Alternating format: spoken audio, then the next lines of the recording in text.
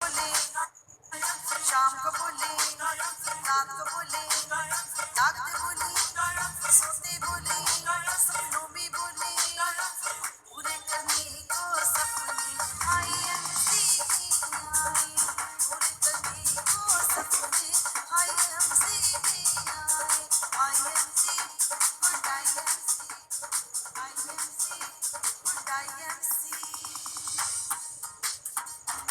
न घबराते हैं तीरों से, न तलवारों से डरते हैं, हम अपनी धुन के पूरे हैं, जो कहते हैं वो करते हैं। IMC good IMC।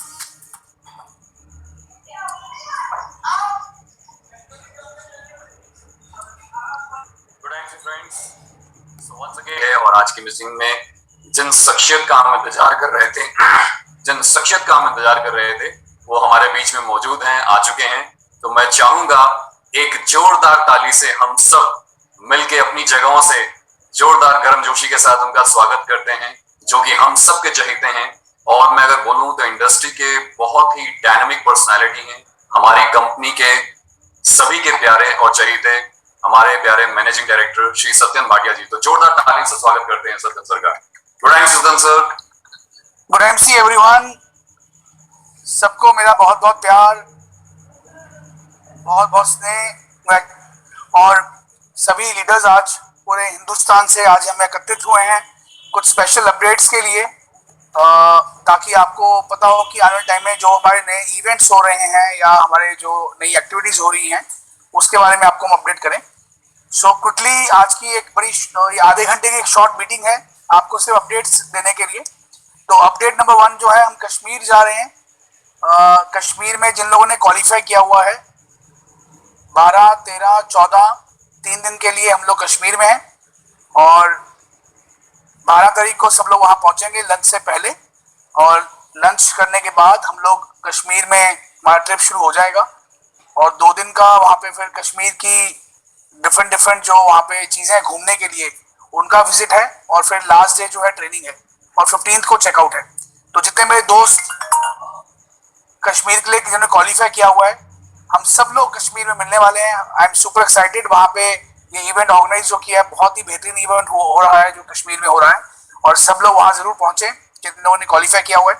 और ये एक बहुत ही बेहतरीन इवेंट जो है कश्मीर का, ये ऑर्गेनाइज होने जा रहा है।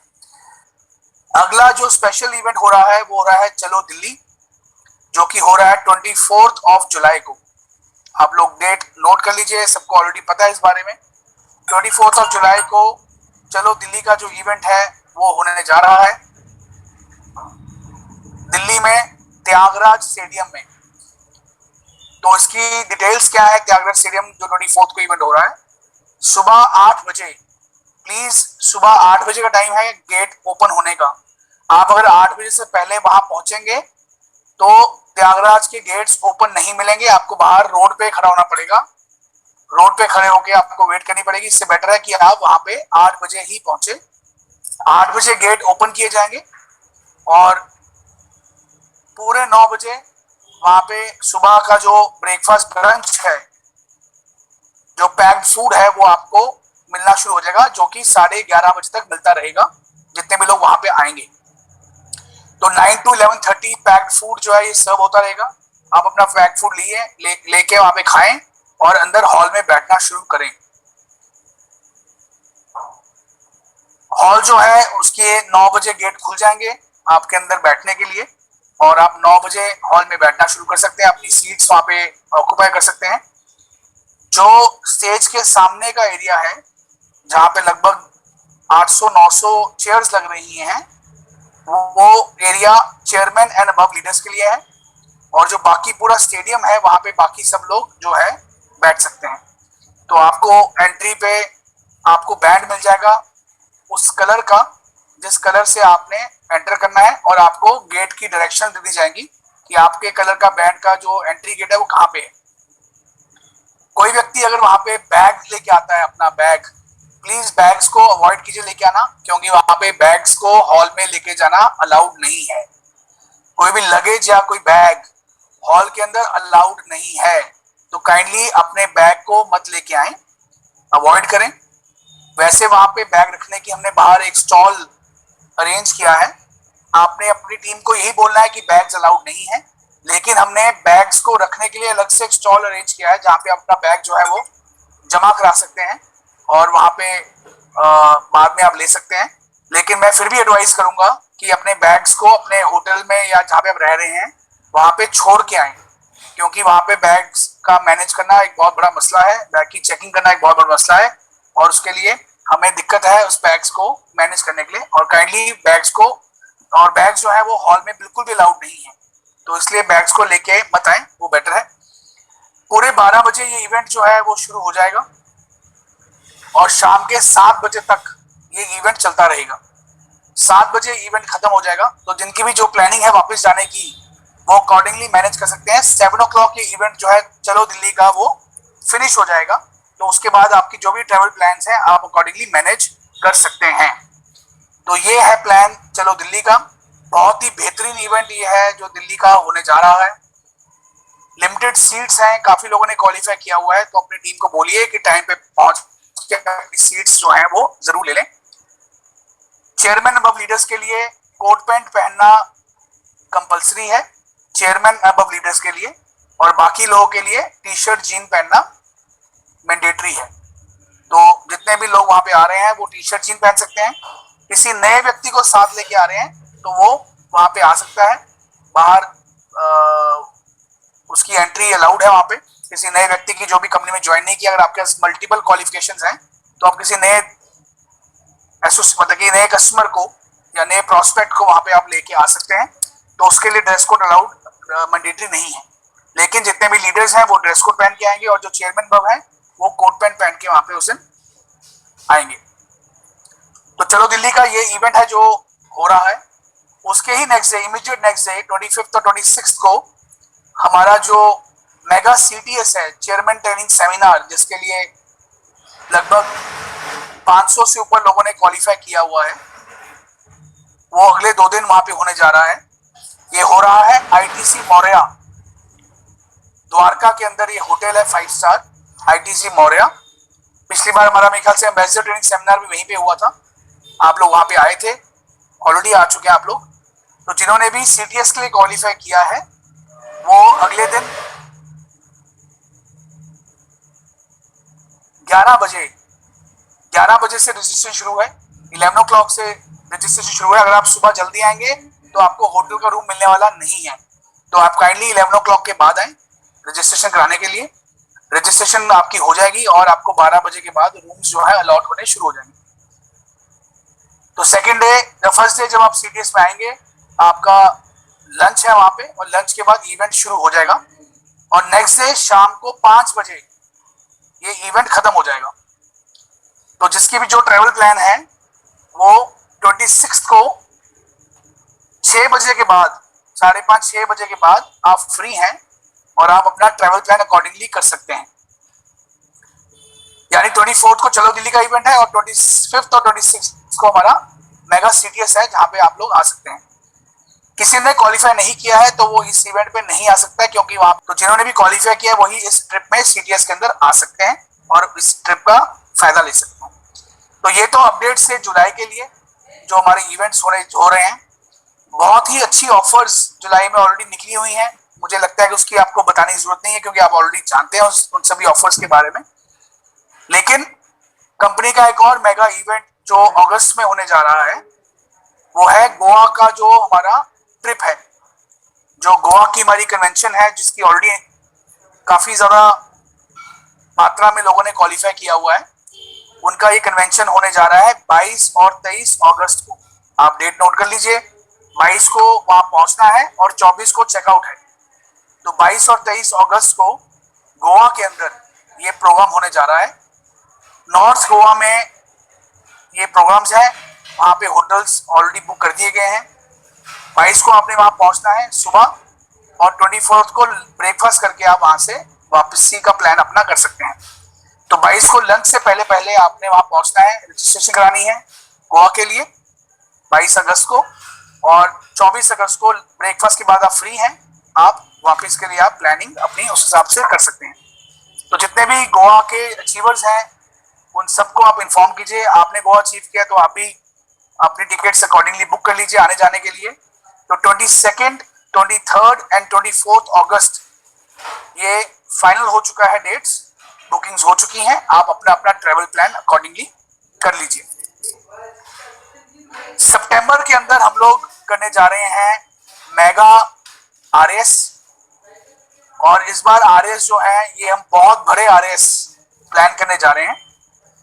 इस आरएस में खास बात यह है कि इन आरएस के अंदर इस बार मैं और हमारे कंपनी के फाउंडर डॉक्टर श्री अशोक भाटिया जी, हम दोनों इस बार पूरे इंडिया का ट्रिप प्लान कर रहे हैं। पूरे इंडिया के अंदर हम लोग इस बार जाने वाले हैं। लगभग 16 मेगा आरएस हम लोग कर रहे हैं सितंबर के अंदर, जहां पे मिनिमम गैदरिंग जो है वो 3,000 से लेके 50,000 एसोसिएट्स की रहेगी, डिपेंडिंग अपॉन द स्टेट। और उस 16 मेगा आरएस में से 8 मेगा आरएस में मैं जा रहा हूं और 8 मेगा आरएस में अशोक सर जा रहे हैं, और सभी crown president and above leaders भी साथ में रहेंगे।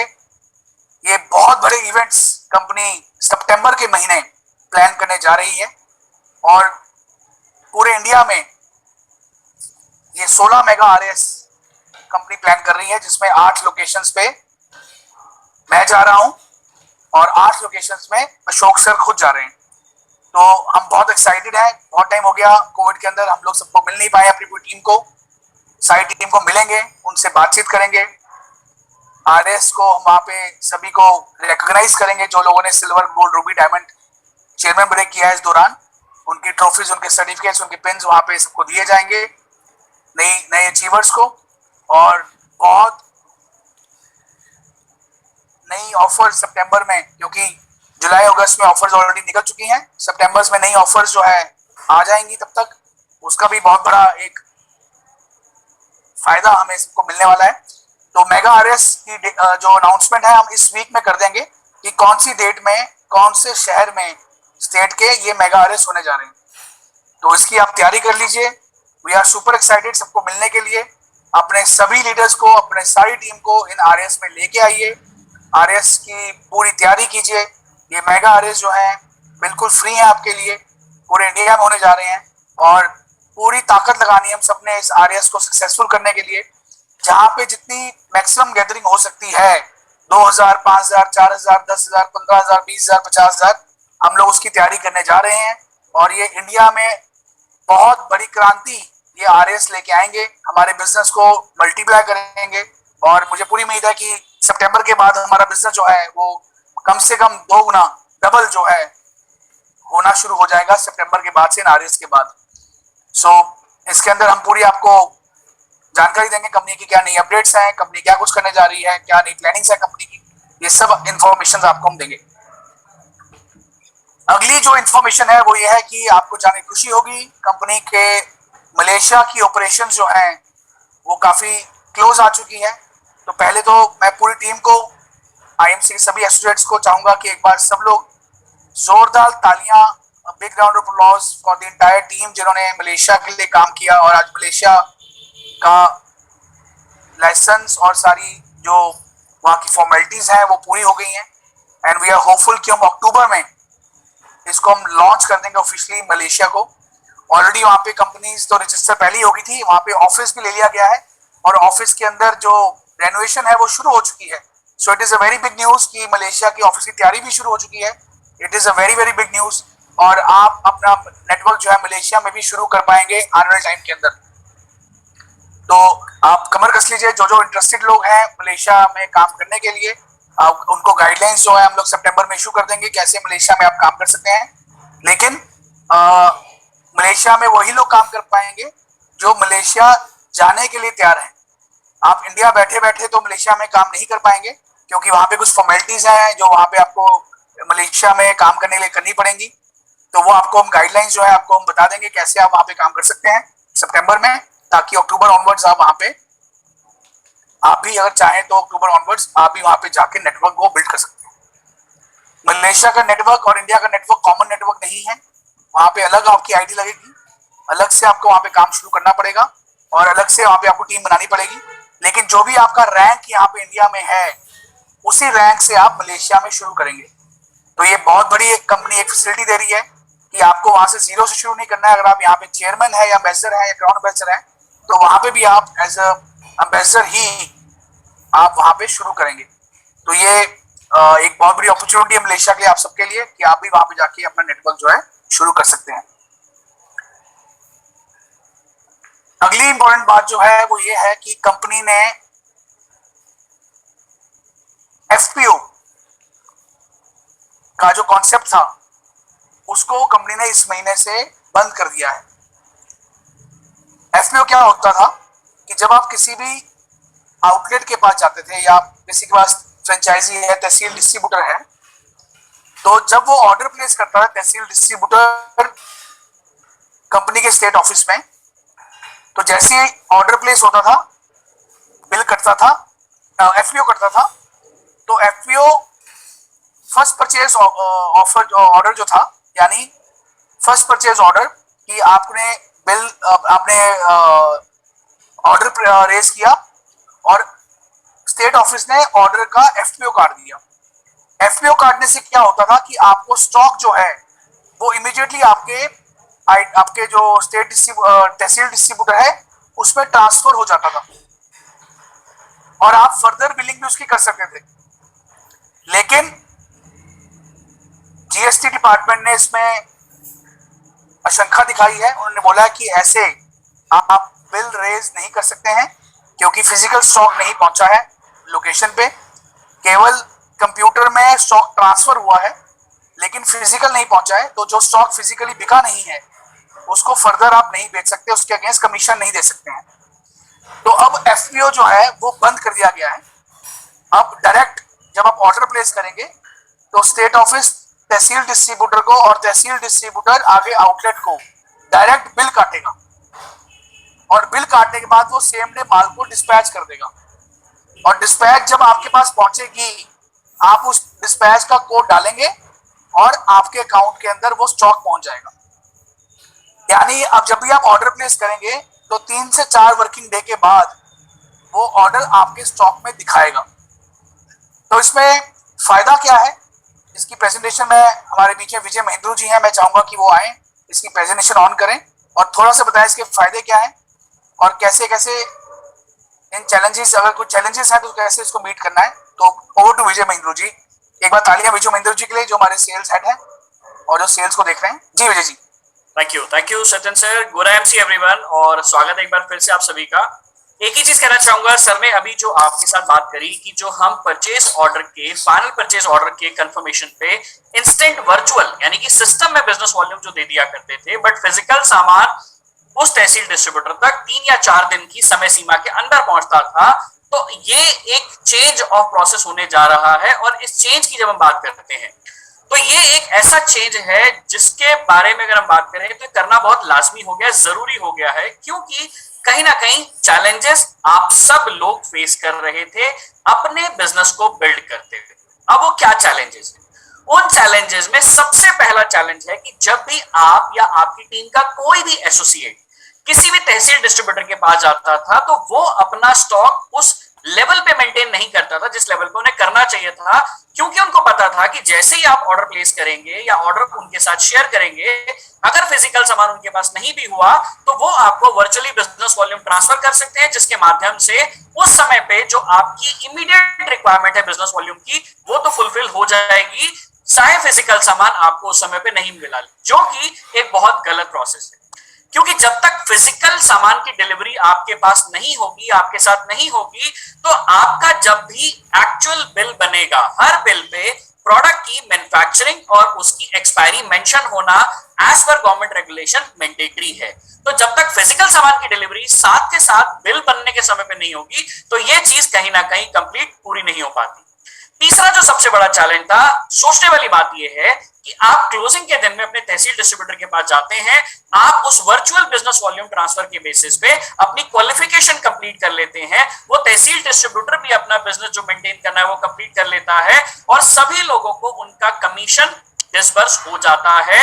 लेकिन फाइनल जो इनवॉइस एक्चुअल गवर्नमेंट रिकॉर्ड में जो एक्चुअल बिल बनना है, जिसके ऊपर इनवॉइस डेट मेंशन होनी चाहिए, मैन्युफैक्चरिंग डेट मेंशन होनी चाहिए, वो नहीं कटा है। तो ये कंप्लायंस का एक बहुत बड़ा प्रॉब्लम था। साथ ही साथ हम ऐसा मानते हैं कि जब कभी हम किसी प्रोडक्ट को लेने जाते हैं, और अक्सर ऐसा हमारे साथ होता है कि हमने एक प्रोडक्ट के बारे में अपने तहसील डिस्ट्रीब्यूटर पॉइंट पे पूछा, वहां पर उसने बोला सर ये तो नहीं है। जैसे ही हम नहीं शब्द सुनते हैं, कहीं ना कहीं जो पहली परचेज हमारे दिमाग में होती है वो जब डगमगाती है, तो उससे आगे आने वाले जितने भी डिस्कशन होते हैं कहीं ना कहीं वो भी दिमाग में, जहन से निकल जाते हैं, क्योंकि एक प्रोडक्ट की सेल दूसरे प्रोडक्ट की सेल को अट्रैक्ट करती है। तो ये जो चैलेंजेस थे, जिसमें गवर्नमेंट डिपार्टमेंट का सबसे बड़ा चैलेंज शामिल है, कमीशन डिसबर्स हो रहे हैं, फिजिकल प्रोडक्ट की डिलीवरी नहीं हो रही है, इनवॉइसेस प्रॉपर मेंटेन नहीं हो रही हैं, ये वो सबसे बड़े चैलेंजेस हैं जिनको दूर करना हमारे लिए सबसे बड़ा इस समय का वर्किंग एरिया है। और इन सब का एकमात्र सोल्यूशन है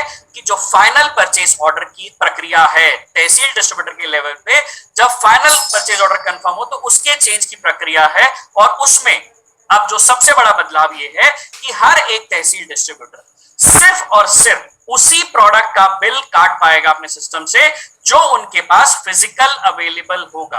अब ये जो चेंज है, ये सिर्फ एक कहने के लिए एक बदलाव नहीं है, ये बहुत बड़े बेनिफिट भी लेकर आ रहा है। और इसी वजह से हम इसे इसी समय ला रहे हैं, क्योंकि ये सबसे बेस्ट टाइम है।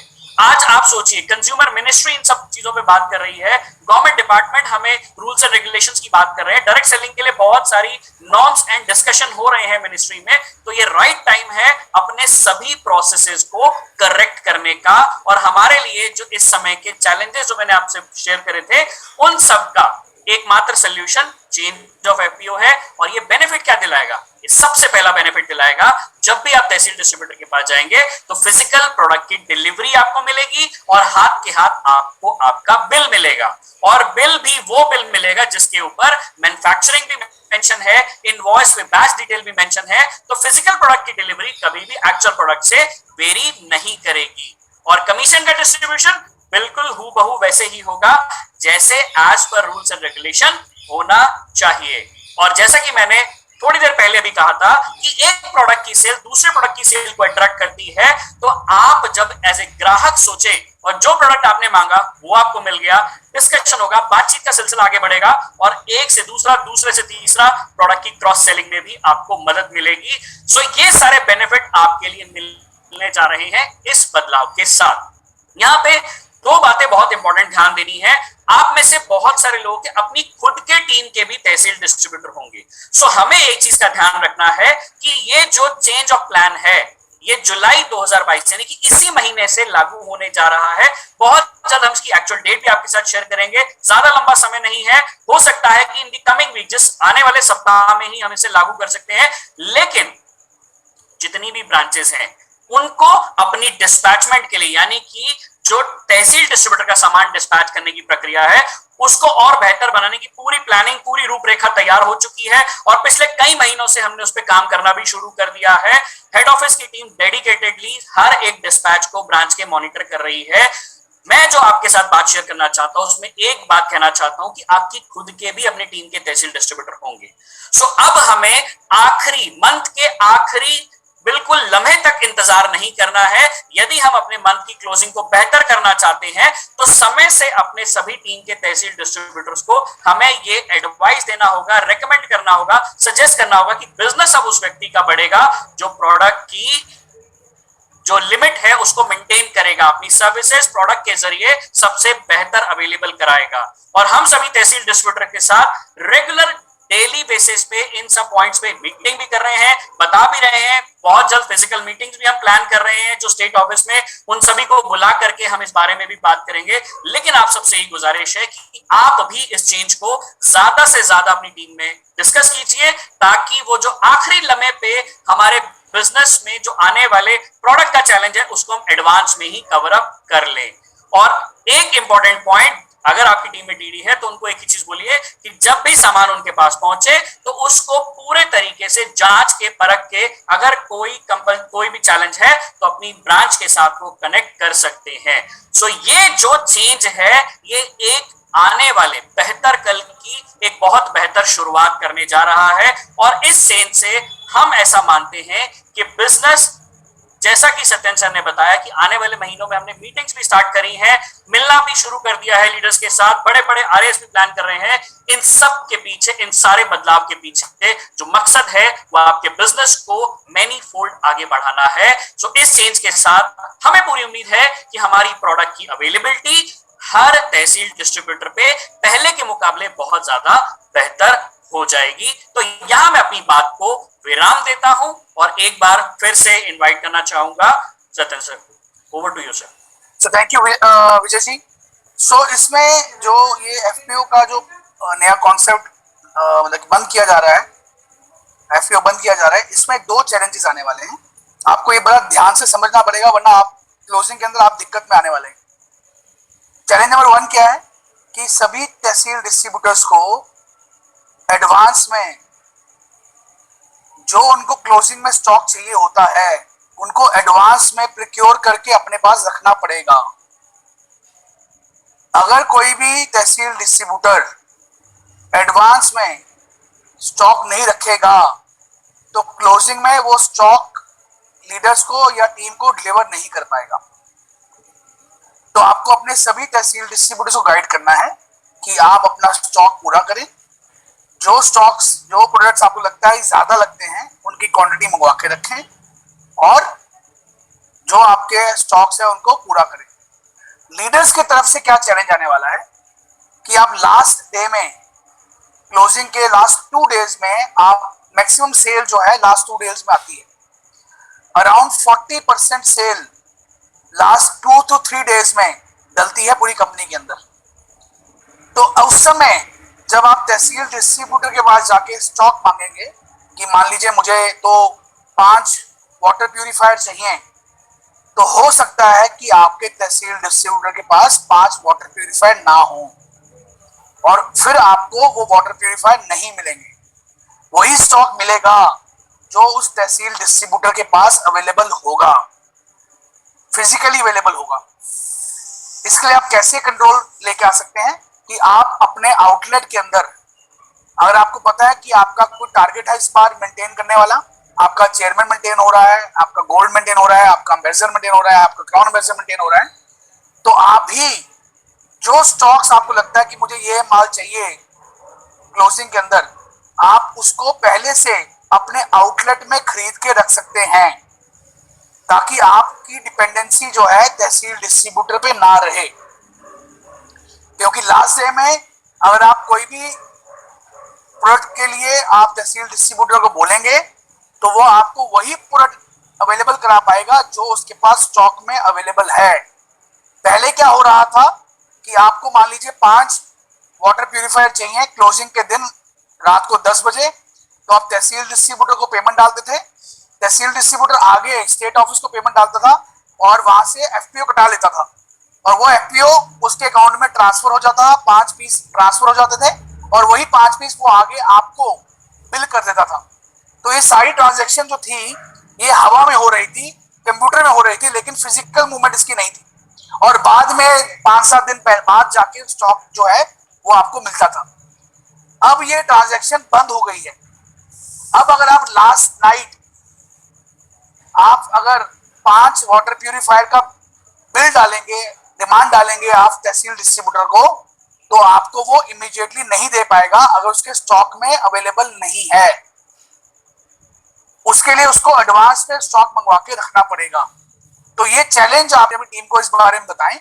अगर आपको पता है कि आपको 5 वाटर प्यूरिफायर इस महीने के क्लोजिंग में चाहिए तो आप एडवांस में वो मंगवा के रख लें, अपने आउटलेट में बिल करा लें या तहसील डिस्ट्रीब्यूटर को बोल के मंगवा के रख लें ताकि क्लोजिंग के अंदर आपको उसकी परेशानी ना हो। ये एक बहुत इंपॉर्टेंट मुद्दा है, बहुत इंपॉर्टेंट ये एक चीज है जो आपको समझनी पड़ेगी कि अब क्लोजिंग के दिन में आपको जो स्टॉक चाहिए वो नहीं मिलेगा, वही मिलेगा जो आपके आउटलेट में या तहसील डिस्ट्रीब्यूटर के पास अवेलेबल है। आप अपने पूरे डिस्ट्रिक्ट के किसी भी तहसील डिस्ट्रीब्यूटर से स्टॉक ले सकते हैं या पूरे स्टेट के भी किसी भी तहसील डिस्ट्रीब्यूटर से अपने आईडी में स्टॉक ले सकते हैं। आपको उसके लिए फाइंड आउट करना पड़ेगा। मान लीजिए आपको अगर 5 वाटर प्यूरिफायर चाहिए और तहसील डिस्ट्रीब्यूटर जो आपका है, आपके तहसील का, उसके बाद 2 ही पड़े हैं, तो आपको बाकी 3 लेने के लिए बाकी दूसरे तहसील डिस्ट्रीब्यूटर को अप्रोच करना पड़ेगा, दूसरे डिस्ट्रिक्ट के अप्रोच करना पड़ेगा, और अगर नहीं मिलेंगे तो फिर आपको स्टेट ऑफिस को अप्रोच करना पड़ेगा। स्टेट ऑफिस जो है वो आपको क्लोजिंग के टाइम पे सपोर्ट नहीं कर पाएगा, क्योंकि क्लोजिंग टाइम पे स्टेट ऑफिस के पास भी स्टॉक जो है वो लिमिटेड हो जाता है, क्योंकि उसका सारा स्टॉक बिक जाता है। तो आपको अपनी क्लोजिंग खुद प्लान करनी पड़ेगी एडवांस में। और आपको पता है कि मुझे 5 वाटर प्यूरिफायर इस महीने चाहिए ही चाहिए, क्योंकि मुझे अपना एक टारगेट अचीव करना है। तो आपको बिफोर हैंड कम से कम 5-6 दिन पहले आपको उसकी तैयारी करनी पड़ेगी, अपने आउटलेट में वो स्टॉक मंगवा के रखना पड़ेगा, तभी वो पॉसिबल हो पाएगा। तो काइंडली इस महीने आपको एडवांस प्लानिंग करके अपना क्लोजिंग जो है वो मैच्योर करनी पड़ेगी, वरना आपको क्लोजिंग टाइम पे वही स्टॉक मिलेगा जो तहसील डिस्ट्रीब्यूटर के पास अवेलेबल है। इससे एक और बहुत बड़ा फायदा जो होने वाला है, बहुत से तहसील डिस्ट्रीब्यूटर वाले जो हैं वो बैच मेंटेन नहीं करते हैं, बिल काट देते हैं किसी और बैच का, क्योंकि स्टॉक जो है वो तो अभी ट्रांसिट में है, स्टॉक पड़ा हुआ है अभी स्टेट ऑफिस के पास, लेकिन आपको वो स्टॉक दे देते हैं क्योंकि उनका जो स्टॉक पड़ा हुआ है ऑलरेडी बिका हुआ या ऑलरेडी पुराना स्टॉक, आपको वो अलग बैच का स्टॉक भी कभी कभी दे देते हैं। इससे भी इस सिस्टम से हम लोग स्टॉक को मेंटेन कर पाएंगे और साथ साथ उसके बैच नंबर को भी मेंटेन कर पाएंगे। तो ये भी एक बहुत बड़ा कंप्लायंस है गवर्नमेंट का कि जो बैच नंबर है आयुर्वेदिक मेडिसिन के वो मेंटेन होने चाहिए। ऐसा नहीं हो कि बिल पे कोई और बैच हो और आपको स्टॉक कोई और बैच का मिल हो। तो ये भी हम मेंटेन करने के लिए ये पॉलिसी जो है बहुत फायदेमंद है। आपको वही